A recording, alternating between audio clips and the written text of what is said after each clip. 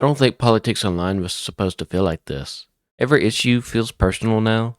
Every disagreement turns hostile. And somehow the internet turned political discussion into something that feels more like tribal warfare than actual conversations. People treat strangers like enemies over headlines, clips, and posts they saw 5 minutes ago. Every side feels completely convinced the other side is destroying the country. And honestly, I don't think people fully realize what this environment is slowly doing to people. And I think part of the reason politics feels so hostile now is because everything online feels like an emergency. Every election is the most important election in history. Every conversation becomes a moral crisis. Every disagreement gets framed like the future of a country depends on it. And after a while, people stop seeing political issues as complicated problems with nuance, and instead everything turns into good versus evil, us versus them, save the country or destroy it. You can see it everywhere online. One side says the country is collapsing, the other side says the country is finally being saved. One protest gets called heroic resistance, while another gets called violent extremism. One headline says ICE is protecting communities, and another says ICE is terrorizing communities. And social media amplifies all of this consistently because the calmer headline almost never wins online. Fear spreads faster than nuance, anger spreads faster than understanding, and outrage spreads faster than the truth ever could. So over time, politics stopped feeling like a discussion and started feeling more like emotional warfare. And I think this is where things started getting really strange. People aren't just disagreeing anymore, they're experiencing completely different versions of reality. The same event can happen, and depending on where you look online, you'll leave believing completely different things about what happened. Different headlines, different clips, different narratives, different villains. You saw it during COVID, you saw it during lockdowns, and you see it with immigration. You see it with almost every major political event now. One side thinks the media is hiding the truth, the other side thinks misinformation is destroying the country. And because algorithms keep feeding people content they've already emotionally agreed with, those beliefs just get reinforced over and over again. Eventually, people stop trusting the media, politicians, institutions, platforms, and even each other. And once people stop trusting the same sources of information, society starts fragmenting. Because a country can survive disagreement, but it becomes a lot harder to function when millions of people no longer feel like they're living in the same reality. And the internet made all this even worse, because social media platforms don't just reward calm discussion, they reward engagement. And nothing keeps people engaged longer than anger, fear, outrage, and conflict. The posts that spread the fastest usually aren't the most thoughtful. They're the ones that make people feel something immediately. That's why extreme political content performs so well online. And honestly, not even just politics anymore. The internet turns almost everything into tribal warfare now. Politics, celebrity trials, games, movies, shows, streamers, everything becomes discourse. Everything becomes teams. People don't just watch things anymore, they emotionally join sides. You even see creators getting pressured into politics consistently now. People expect streamers, YouTubers, celebrities, and basically everyone online to publicly take positions on every political issue imaginable. Even creators who built their audience around completely unrelated content. And if they don't, people start treating them like part of the enemy team. The internet increasingly pressures people to publicly perform political identity all the time. And once politics becomes tied to identity, disagreement stops feeling like disagreement. It feels personal. And social media didn't just make politics more emotional, it turned it into entertainment. Every controversy becomes content. Every outrage cycle becomes engagement. Every argument becomes clips, reactions, headlines, live streams, posts, and endless content wars. You could even see it with things like the Depp and Heard trial.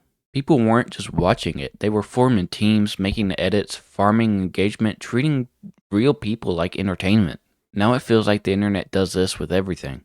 A real tragedy happens, and within hours, people are already turning it into memes, discourse, fan edits, outrage, and team-based warfare online. Media companies profit from fear, influence profit from outrage, politicians profit from division, and social media platforms profit from attention itself. Because the longer people stay angry, the longer they keep scrolling. Politics stopped feeling human, started feeling algorithmic. Like everyone's constantly performing for their side instead of actually trying to understand anything. And politics online aren't just random chaos anymore.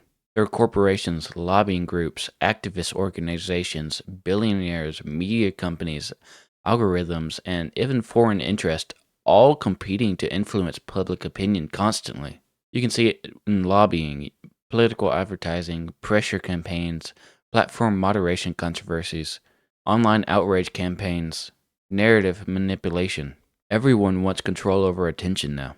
And even if powerful organizations or billionaires don't directly control politicians, massive amounts of money still shape politics. Because people usually don't hand out millions of dollars expecting absolutely nothing in return.